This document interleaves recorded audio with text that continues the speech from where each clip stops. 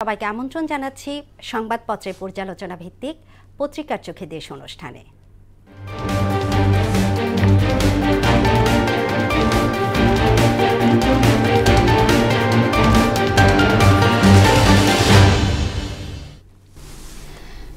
অনুষ্ঠানে আজকের অতিথি মোহনা টেলিভিশনের সিনিয়র রিপোর্টার শামীমুজ্জামান চৌধুরী। শামীম, পত্রিকার চোখে দেশ অনুষ্ঠানে আপনাকে স্বাগত। ধন্যবাদ। জি, চলুন জেনে নেই আজকের পত্রিকাগুলো প্রধান প্রধান শিরোনাম। জি দর্শক, আমার হাতে প্রথম আলো শিরোনাম করেছে, ঢাকায় বাস চলাচলে নৈরাজ্য রয়েই গেল, আওয়ামী লীগের শেষ 5 বছরে 16,000-এর বেশি খুন।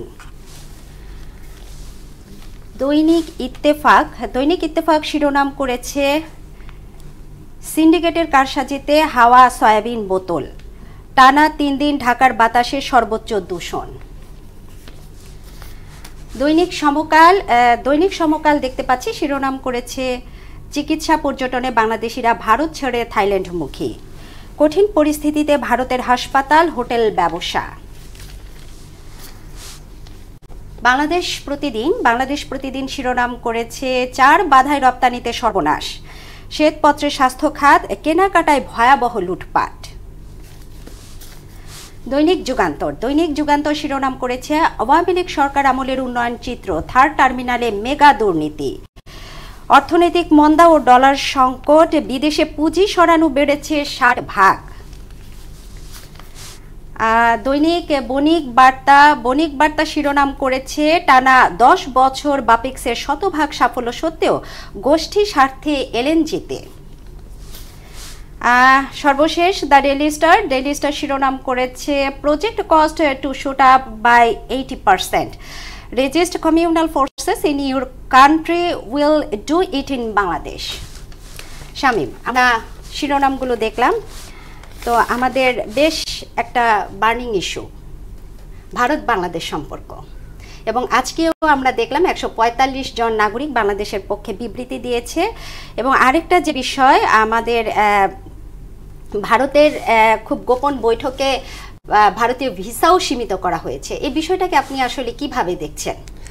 একটি বিষয় হচ্ছে যে আজকে একটি প্রতিবেদন প্রকাশ হয়েছে, আপনি জানেন কিনা, রিউমার স্ক্যানার। এই প্রতিবেদনে বলা হয়েছে যে ভারতীয় 49টি গণমাধ্যম ভুয়া তথ্য প্রবাহের মাধ্যমে এবং ভুয়া তথ্য প্রচারের মাধ্যমে বাংলাদেশ এবং ভারত সম্পর্ক একটি অস্থিতিশীল করার চেষ্টা করছে। পাশাপাশি প্রধান উপদেষ্টা ডক্টর মোহাম্মদ ইউনূস গত মঙ্গলবার থেকে বৃহস্পতিবার পর্যন্ত কিন্তু তিনি 3 দিন বিভিন্ন রাজনৈতিক দল, ধর্মীয় নেতা এবং বিভিন্ন সমমনা দলের সঙ্গে কিন্তু বৈঠক করে তিনি একটা জাতীয় ঐক্যের ডাক দিয়েছেন। এবং এই ঐক্যের ডাকে কিন্তু তিনি 2টি বিষয় স্পষ্ট করেছেন, যে দেশের সার্বভৌমত্ব এবং দেশের দেশের বিরুদ্ধে যে কোনো ধরনের ষড়যন্ত্র রুখে দিতে কিন্তু সব দল এবং সব মত এক হয়েছে। এবং আরেকটি বিষয়, যে ভারতীয় ভিসা, যেটি বললেন যে ভারতীয় ভিসা প্রক্রিয়া আগের থেকে তুলনামূলকভাবে একটু কম করা হয়েছে, যে বাংলাদেশ থেকে ভারত এবং ভারত থেকে বাংলাদেশে এখন কম সংখ্যক যাত্রী এবং আসতে পারছে এই মুহূর্তে। জি, যদি আমরা মোটা দাগে বলি তাহলে আসলে সার্বভৌমত্বের প্রশ্নে বাংলাদেশের সবাই এক, দলমত নির্বিশেষে। তো আরেকটা, যদি এখন আমরা দেখলাম যে ডেঙ্গু পরিস্থিতি, এখন আসলে ডেঙ্গুর সিজন না, যদি আমরা স্বাস্থ্যের দিক দিয়ে চিন্তা করি, তারপরে ডেঙ্গু কিন্তু এখনো ভয়াবহ অবস্থায় আছে এবং আমরা এটা নিয়ন্ত্রণ কোনোভাবেই করতে পারছি না। এটা আসলে নিয়ন্ত্রণের জন্য কি কি পদক্ষেপ নেওয়া যেতে পারে বলে আপনি মনে করেন? নিয়ন্ত্রণের জন্য বিশেষজ্ঞরা বলছেন যে যেহেতু এখন ডেঙ্গুর মৌসুম ছাড়াও এখন কিন্তু অফ পিক, তারপরে ডেঙ্গু এখন রাজধানীর বিভিন্ন হাসপাতালে আশঙ্কাজনক হারে বাড়ছে। এবং বিশেষজ্ঞরা বলছেন যে এই মুহূর্তে এডিস মশা নিধনে হটস্পট ম্যানেজমেন্ট যেটি বলে, সেই হটস্পট ম্যানেজমেন্টের মাধ্যমে বছরব্যাপী ডেঙ্গু নিধনের যে কার্যক্রম সেটি পরিচালনা করতে হবে। এবং দলমত নির্বিশেষে এবং সিটি কর্পোরেশন, স্থানীয় সরকার একসঙ্গে যদি কাজ করে, সেক্ষেত্রে হয়তো বা এডিস মশা নিধন সম্ভব এবং ডেঙ্গুর যে ঊর্ধ্বমুখী লাগাম সেটি টানানো সম্ভব। আপনাকে একটু বলি যে রাজধানীর বিভিন্ন হাসপাতালে আমি কিছুদিন আগে ঘুরেছি, ঢাকা মেডিকেল, সোহরাওয়ার্দী, কুর্মিটোলা, সব হাসপাতালে কিন্তু আশঙ্কাজনক হারে বাড়ছে। এবং চিকিৎসকরা বলছেন যে এই মুহূর্তে ডেঙ্গু রোগী ভর্তি হয় সর্বোচ্চ 7 থেকে 10 জন, কিংবা কোনো হাসপাতালে একবারে শূন্যের কোঠা থাকে, কিন্তু এখনও বিভিন্ন হাসপাতালে কিন্তু ডেঙ্গু রোগী আমি দেখেছি যে 50-এর উপরে কিন্তু ডেঙ্গু রোগী ভর্তি আছে। তো বিশেষজ্ঞরা এবং চিকিৎসকরা একটি বার্তা দিচ্ছেন, সেটি হচ্ছে যে স্থানীয় সরকারকে অবশ্যই অ্যাক্টিভলি কাজ করতে হবে। এখন তো স্থানীয় সরকার নেই, এখন আসলে কাজটা কিভাবে হবে? এখন জেলা প্রশাসক মূলত কাজ করছেন এবং সিটি কর্পোরেশনগুলোতে অবশ্যই একজন দায়িত্বপ্রাপ্ত নির্বাহী আমরা জানি যে একজন নির্বাহী, যারা সেই নির্বাহীর মাধ্যমেই মূলত কার্যক্রম পরিচালনা করার যে তাগিদ সেটি কিন্তু বিশেষজ্ঞরা দিয়েছেন। আরেকটি বিষয় আমি বলি যে ডেঙ্গুর আমরা দেখি যে শুধু মৌসুম শুরু হলেই কিন্তু আমরা যে তৎপরতা লক্ষ্য করি, কিন্তু বিশেষজ্ঞরা বলছেন যে এটি কিন্তু বছরব্যাপী কার্যক্রম অব্যাহত রাখতে হবে যদি আমরা এডিস মশাকে নিধন করতে চাই।